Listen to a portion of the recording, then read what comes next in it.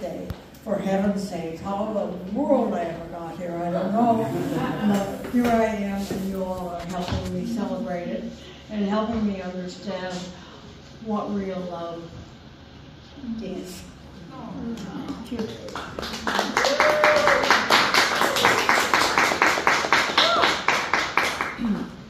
Explain what you're reading from. I will. Never cheat a holy man. Always helping, John. And this is my memoir from East Pakistan.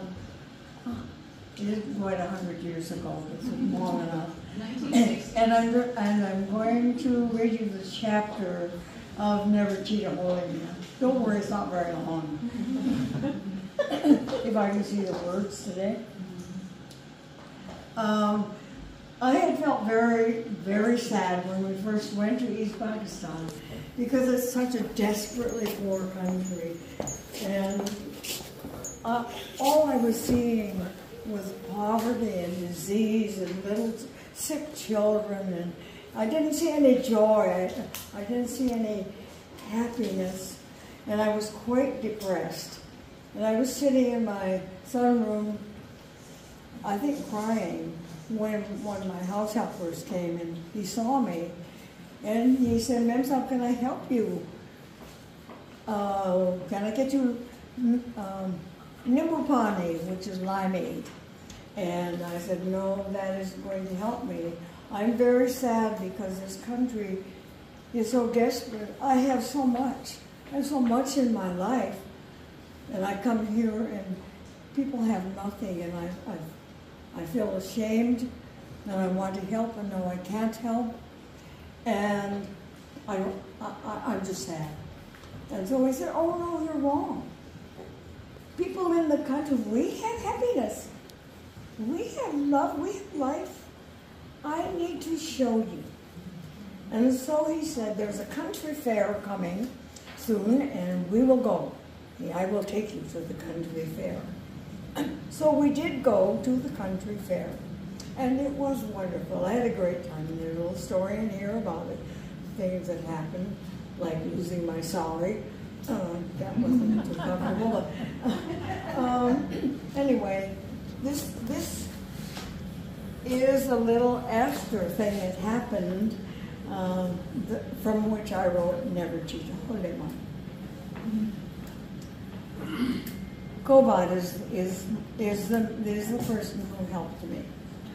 Koba took my full bag and hurried off to find the rickshaws and their drivers who would take us back to Dhaka. I lingered for a few minutes to absorb the ambience of the pleasant rural scene. "Hormontel!" Not having seen any other memsahibs at this minute, I looked around to see who was calling me. The voice had come from the direction of an enormous banyan tree at the far corner of the compound where the fair was held. I could see a bony white cow lounging in the shade content with her cud. Above her, on a slanting branch, sat a strange-looking little man. When he saw that I had turned in his direction, he slid from the branch, landing in a cross-legged position. And I thought, what is he, a leprechaun? I never saw anybody do that before. The dung-plastered hair, the burnished, leathery, bare chest, and the long string of yellow beads told me that he was a sadhu, S-A-D-H-U, which is a holy man. I'd never been that close to a Hindu holy man before, so I thought I'd move closer to take a look. He jumped straight up from his lotus position, and I saw that he was wearing nothing but a dirty white strip of cloth, which wrapped around his waist, went down between his legs, and came back up again, stuffed in. And he was so skinny, and he was so angular, but his eyes were so sort of shifty that he really scared me. I began to back away, ready to run. But he lunged forward and he grabbed my arm with his very dirty, long fingernails and really dug in.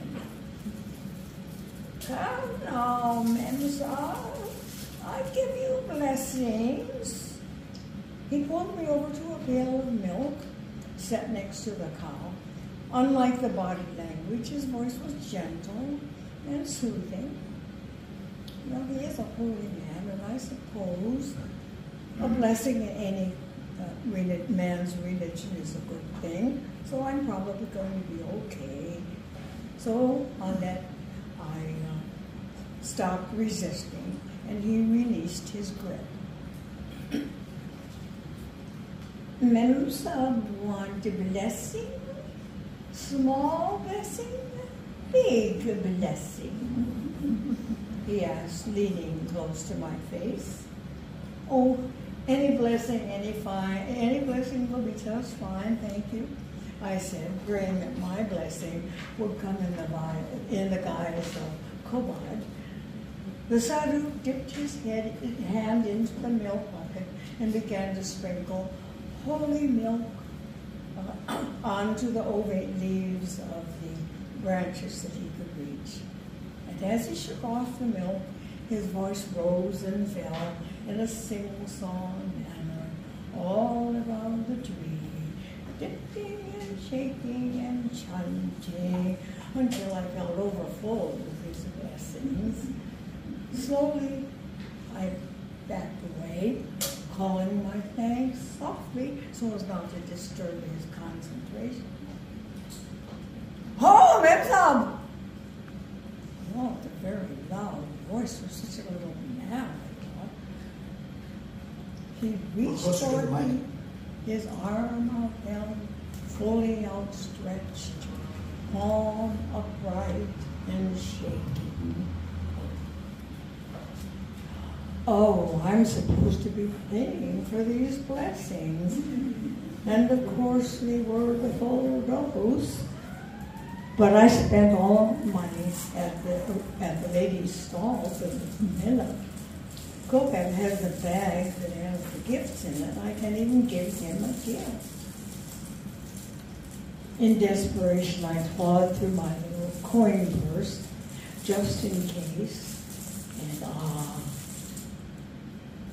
one tiny coin caught in the seam. It was a pie, P-A-I, which is 1/10 of 1 penny. There was his hand, though. I dropped it into his hand. Sorry, it's all I have left. His mouth flew open, his eyes pinned to me at dagger point. He threw down the coin and spat on it and grinding into the dust with his crusty bare foot.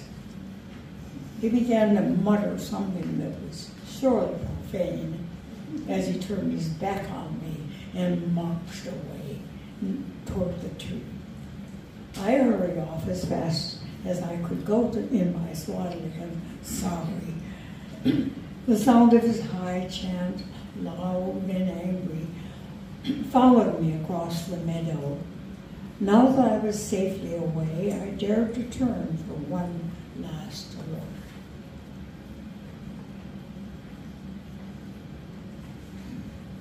He was wiping off the holy blessings that he had given me and was endowing the leaves with new incantations.